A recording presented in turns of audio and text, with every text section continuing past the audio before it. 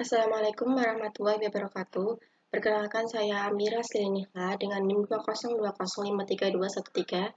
Saya di sini akan mempresentasikan dengan NIM ganjil dengan pertemuan ketiga yaitu tinjauan literatur.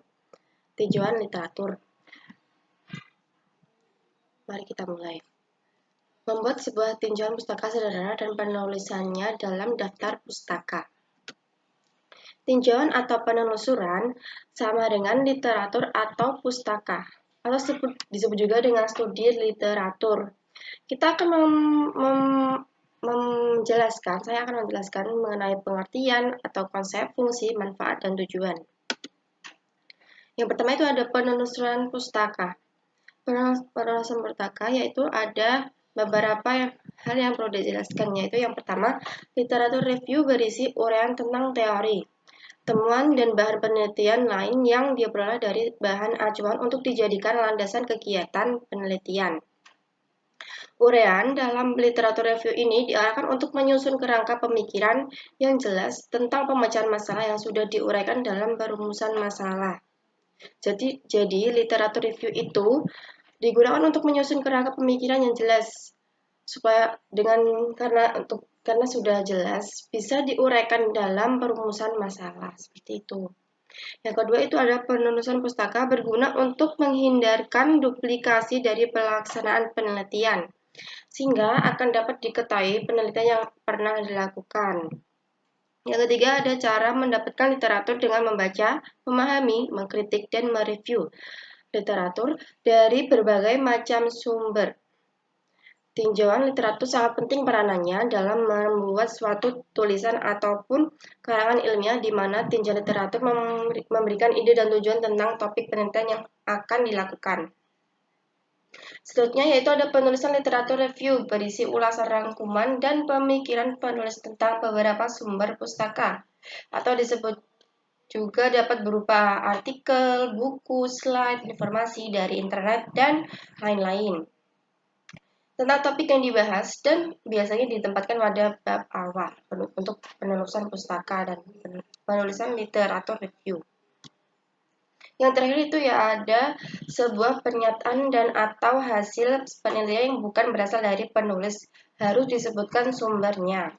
Dan tata cara mengatur sumber pustaka mengikuti kaidah yang ditetapkan. Sumber literatur review yang baik haruslah bersifat relevan, mutakhir atau 3 tahun terakhir, dan memadai.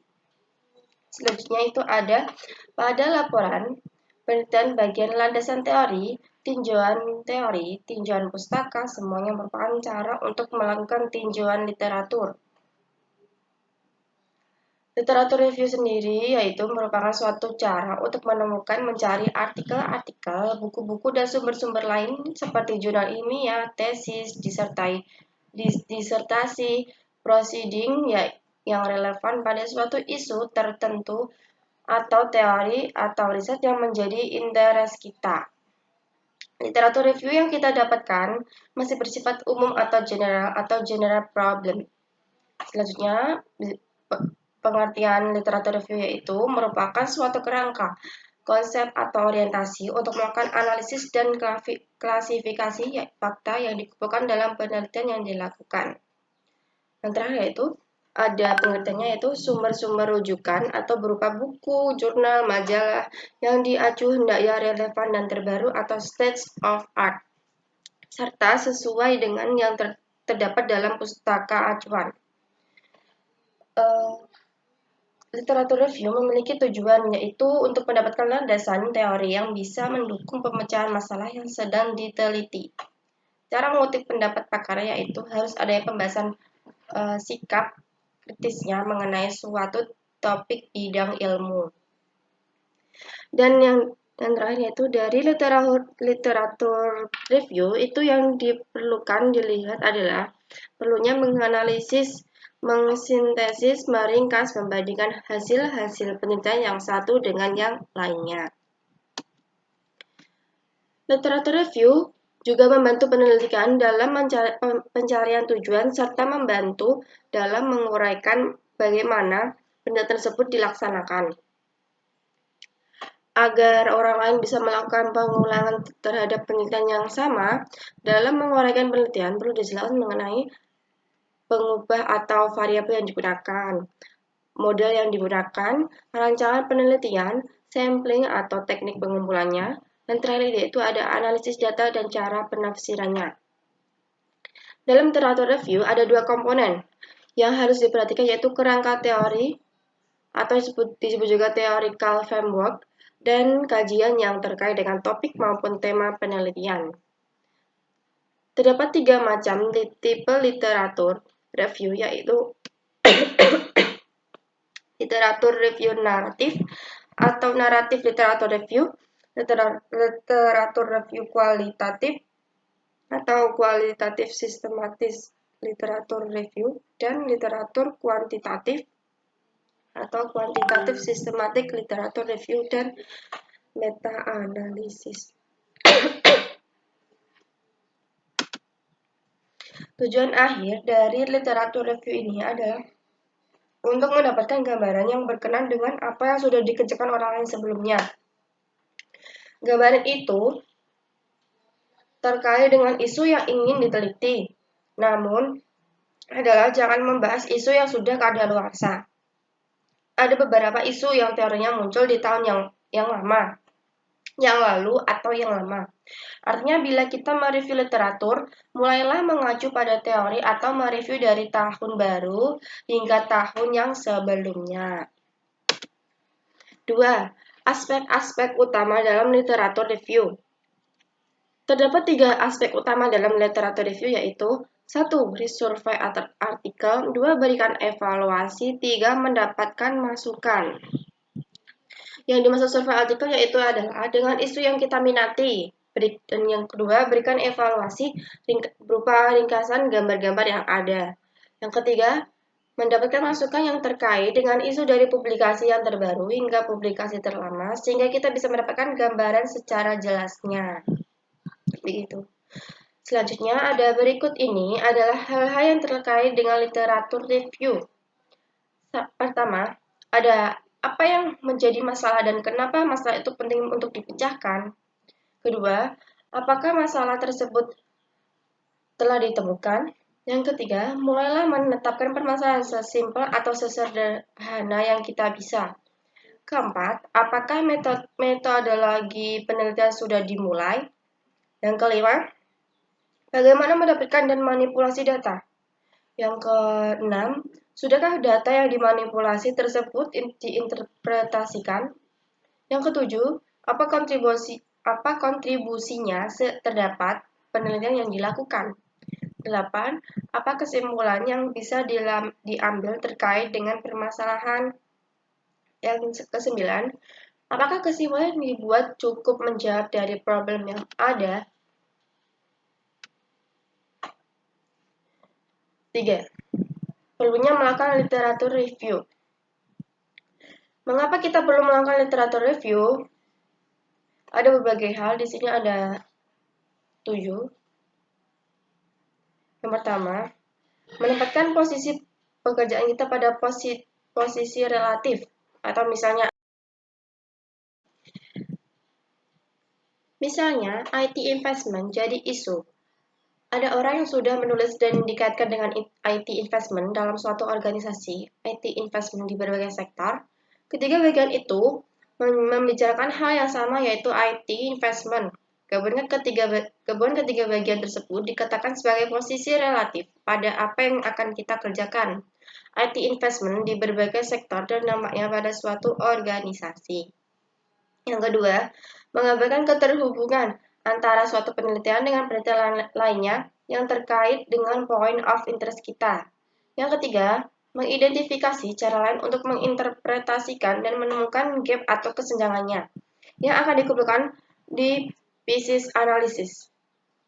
Yang keempat, mengkritisi di antara penelitian-penelitian sebelumnya agar mudah penelitian tersebut melihat penelitian sebelumnya agar mudah melihat pertentangannya atau kontras. Yang kelima, menjadi titik poin dan menjadi dasar kita untuk penelitian berikutnya. Yang keenam, dapat mengembangkan physics of puzzle milik orang lain yang akan mengembangkan significance of the problem. Yang ketujuh, dapat mengevaluasi milik kita tentang prinsip originality yang terlihat pada metodologi yang sesuai dengan pemecahan masalah. 4. Ada elemen-elemen dalam literatur review. Beberapa dalam literatur review, yang pertama yaitu mengabarkan sumber penelitian, subjek penelitian, isu atau teori secara objektif dari literatur review. Yang kedua, divisi dari literatur review dimasukkan dalam kategoris atau contoh untuk mendukung positif, relatif, alternatif. Yang ketiga, ada menjelaskan bagaimana dari setiap literatur review kesamaan dan bagaimana variasinya dari yang lain. Yang terakhir yaitu membuat kesimpulan dari setiap bagian. Memberikan masukan dari berbagai argumen untuk memahami dan mengembangkan area penelitian. Yang kelima yaitu ada langkah-langkah literatur review. Langkah-langkah dari literatur review yang pertama adalah formulasi permasalahan. Pilih topik yang sesuai dengan isu dan interest. Permasalahan harus ditulis dengan lengkap atau komplit dan tepat. Yang kedua, cari literatur. Tentukan dan temukan literatur yang relevan dengan penelitian. Yang ketiga, ada evaluasi data. Lihat apa saja kontribusi terhadap topik yang sedang dibahas. Cari dan temukan sumber data yang tepat sesuai dengan yang dibutuhkan untuk mendukung penelitian tersebut. Yang keempat, ada analisis dan interpretasikan. Diskusikan dan temukan serta ringkas literatur tersebut. Yang keenam, ada cara-cara literatur review. Yang pertama, ada untuk mereview sebuah literatur, kita bisa melakukan dengan berbagai cara. Di sini ada 5 cara, yaitu compare, contrast, criticize, dan synthesize, dan terakhir summarize. Atau disebut juga mencari kesamaan, mencari ketidaksamaan, memberikan pandangan, membandingkan, dan meringkas. Selanjutnya, hal terpenting dalam membuat literatur review adalah fitur yang utama dalam membangun teori, berupa perbandingan antara konsep teori dan hipotesis dengan literatur yang ada. Selanjutnya, kunci utama dari proses ini adalah melihat sebanyak-banyaknya literatur yang ada. Dalam proses ini dicari persamaan dan perbedaan yang terjadi antara literatur yang satu dengan literatur lainnya, serta mencari alasan kenapa hal tersebut bisa terjadi. Hal tersebut dimaksudkan untuk menginterpretasikan penelitian yang kalian lakukan dibanding dengan penelitian terdahulu yang disajikan dalam konteks yang berbeda. Yang terpenting adalah setiap bahan pustaka yang diambil sebagai literatur harus dicantumkan sumbernya dalam daftar pustaka atau bibliografi. Yang ketujuh, ada sumber literatur review. Sumber literatur review dapat berasal dari 1. Ada paper, 2. Tesis, 3. Disertasi, 4. Paper dari hasil-hasil konferensi.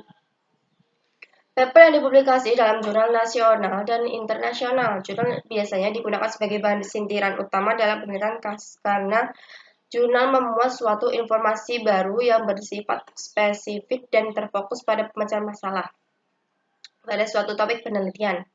Yang kedua ada tesis, merupakan penulisan ilmiah yang sifatnya mendalam dan mengungkapkan suatu pengetahuan baru yang diperoleh melalui penelitian. Yang ketiga ada disertasi, merupakan penulisan ilmiah tingkat tinggi yang biasanya digunakan untuk mendapatkan gelar doktor yang berisi fakta berupa penemuan dari penulis itu sendiri berdasarkan metode dan analisis yang dapat dipercayai kebenarannya. Yang keempat ada paper dari hasil-hasil konferensi, biasanya disebut dengan proceeding baik tingkat nasional dan internasional. Yang kelima ada majalah, pamflet, dan clipping. Majalah ilmiah merupakan sumber publikasi yang biasanya berupa teori penemuan baru maupun berupa materi-materi yang sedang populer dibicarakan dan diteliti. Biasanya materi yang disajikan dalam makalah tidak terdapat dalam buku. Abstrak, hasil penelitian. Yang ketujuh, proceeding bisa dijadikan sebagai bahan literatur. karena ditulis oleh seorang profesor dan telah dipublikasikan. Pengalaman proceeding sebagai bahan literatur bisa memudahkan penelitian karena adanya kolaborasi antara peneliti dengan penulis. Proceeding yang mungkin berada pada suatu institusi yang sama. Yang kedelapan, yang terakhir, ada website yang membuat ilmu komputer, misalnya http://searchengine.com. Yang kedelapan ada hierarki literatur dan siklus penelitian akademik. Di sini, pada gambar 4.1 ada siklus penelitian atau the academic research cycle. Di tengah sini ada collaboration. Di collaboration ini terdapat yang pertama ada identification of knowledge. Dan yang kedua ada creation of knowledge. Yang ketiga quality assurance of knowledge. Dan terakhir dissemination of knowledge. Pada gambar 4.2, hierarki penentuan literatur berdasar ide. Ada yang pertama yaitu dari ide menurun ke research, lalu ke discussion, lalu primary literatur, lalu secondary literatur, yang terakhir yaitu tertiary literatur.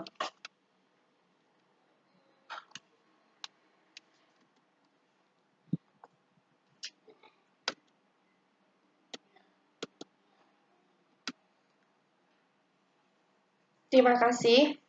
Saya Nik Amira. Jika ada salah kata dalam presentasi saya pada pertemuan ini, saya mohon maaf.